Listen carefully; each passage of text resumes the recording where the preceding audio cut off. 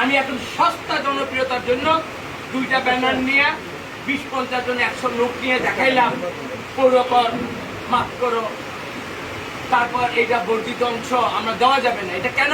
এটা সস্তা জনপ্রিয়তা। ওই মানুষটা যে জলদি জনপ্রিয় হয়, যে আপনাকে নিয়ে ব্যানারটা ধরলো, তাকে জিজ্ঞাসা করেন তুমি যদি প্রতিনিধি নির্বাচিত হও, তুমি যে উন্নয়নের কাজগুলো মানুষের জন্য করবা, কোত্থেকে করবা? কোত্থেকে করবো?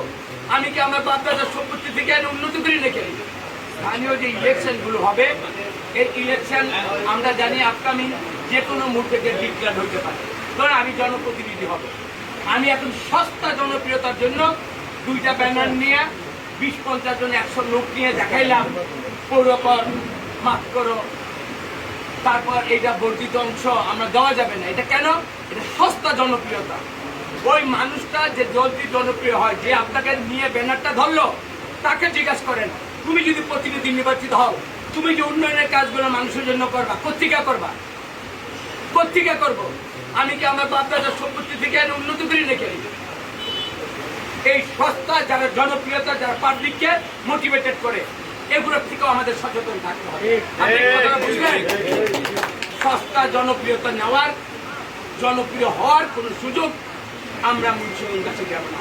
তবে আজকে এই জায়গায় দাঁড়িয়ে আপনাদেরকে একটা জিনিস আমি বলছি, এখানে আমাদের জেলা প্রশাসক মানি মহোদয় আছেন, আমাদের রাজনৈতিকভাবে আমাদের বিরাগত মানুষ আছেন, এখানে আমাদের অনেক নেতৃবৃন্দ আছেন যারা আগামীতে জনপ্রতিনিধি হয়ে আপনাদের জন্য কাজ করবে এবং দায়বদ্ধতা থাকবে। এখানে একটা কথা আমরা বলতে চাই, যদি আল্লাহ তাআলা এই জাতীয়তাবাদী দল এবং তার সরকার জনাব তারেক রহমান যদি বাংলাদেশে ইনশাআল্লাহ প্রধানমন্ত্রীদের দায়িত্ব থাকবেন, আপনি দেখেছেন এখানে স্থানীয় সরকার মন্ত্রী আসছে, প্রতিমন্ত্রী সবাই আসছে। শুধু এতটুকু বলি, কথাই না, মুন্সিগঞ্জ শহর, এই ছোট্ট শহরকে পরিষ্কার পরিচ্ছন্নতা এবং উন্নয়নের জন্য, শোভাবর্ধনের জন্য যা যা করণীয় ইনশাল্লাহ আমরা সেটা করব।